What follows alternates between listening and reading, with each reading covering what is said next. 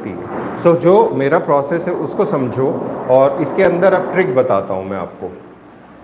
अब इसकी ट्रिक क्या है, देखो सबसे पहली चीज़, you must have a flow. आप इसमें लिखो हेडिंग, यू मस्ट और we must have a flow, flow in the answer.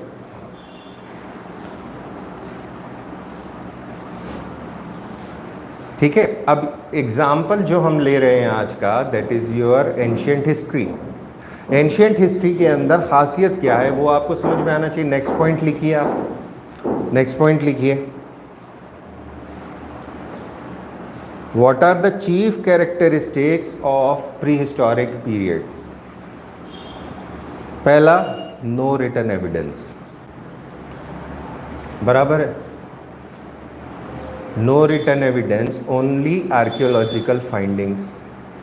सो अगर आप अपने आंसर को बहुत स्ट्रॉन्ग बनाने की कोशिश करेंगे तो हैव एन एविडेंस और एविडेंसेस रेडी विद यू।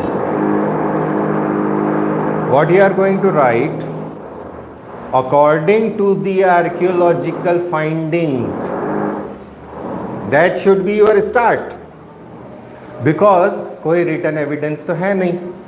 अब क्या हो गया, वी में आगे, अब आप उसमें फीचर्स और कैरेक्टरिस्टिक्स लिख दीजिए, अब आप उसका चार्ट बना दीजिए। डिपेंड करता है कि कितना लंबा आंसर है, तो उसका हिंट क्या है, अब इसको बॉडी बनाना है हमें। बॉडी वो पार्ट होता है जो सब लोगों को आता है। ओपनिंग आपकी यूनिक होगी, एंड आपका यूनिक होगा, बट बॉडी पार्ट जितना भी होता है, बॉडी पार्ट उसे बोलते हैं जो मेन आंसर को कनेक्ट करता है। तो हमेशा उसके अंदर आपको फ्लो बनाना। सबसे पहले तो आपको ये देखना पड़ेगा कि आपके पास स्पेस कितना दिया है, आप कितने नंबर का आंसर अटेम्प्ट करने की कोशिश कर रहे हो, और उस स्पेस के हिसाब से जब हम बात करेंगे तो हमारे पास सबसे पहली चीज़ जो निकल कर आएगी, दैट इज़, अगर मैं सिर्फ एंशिएंट की बात करूं, so first of all you must know the temporal spatial dimension. हमेशा हिस्ट्री के अंदर आंसर लिखते समय या कंसेप्ट लिखते समय या कंसेप्ट याद करते समय, the first point is temporal spatial dimension. Now what is temporal, is time period.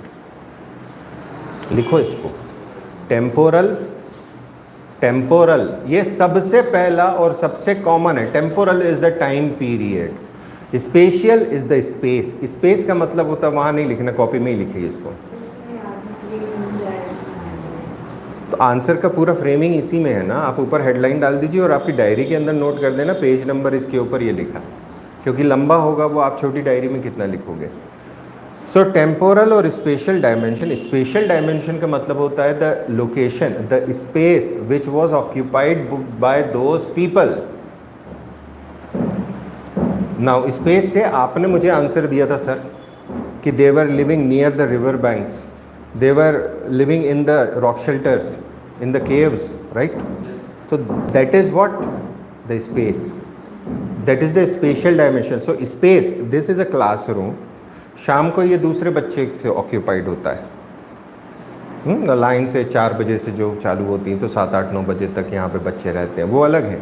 That is same space, time difference हो गया, ऑक्यूपेंट्स बदल गए।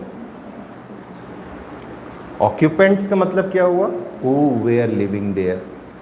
सो अगला, पहला 2 ये हो गया, अब तीसरा लिखेंगे ऑक्यूपेंट्स। अब सेकेंड पॉइंट, अगला पॉइंट आप जो इसके नीचे डालेंगे, फर्स्ट इज टेम्पोरल स्पेशल, हमेशा याद रखना है, तीसरा है ऑक्यूपेंट्स। नाउ ऑक्यूपेंट्स का मतलब क्या हुआ, उस स्थान को उस समय पर कौन घेर कर बैठा था। जैसे इस समय पर इस स्थान पर मैं बैठा हूँ, इस समय पर इस स्थान पर आप बैठे, इस समय पर इस स्थान पर आप बैठी, है ना। ऐसे किसी भी स्थान पर किसी एक गिवन समय में कोई ना कोई ऑक्यूपाई करता है।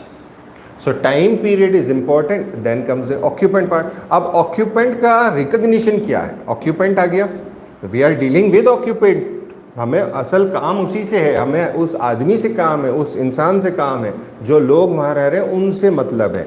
So how are we going to identify those people, how are we going to identify.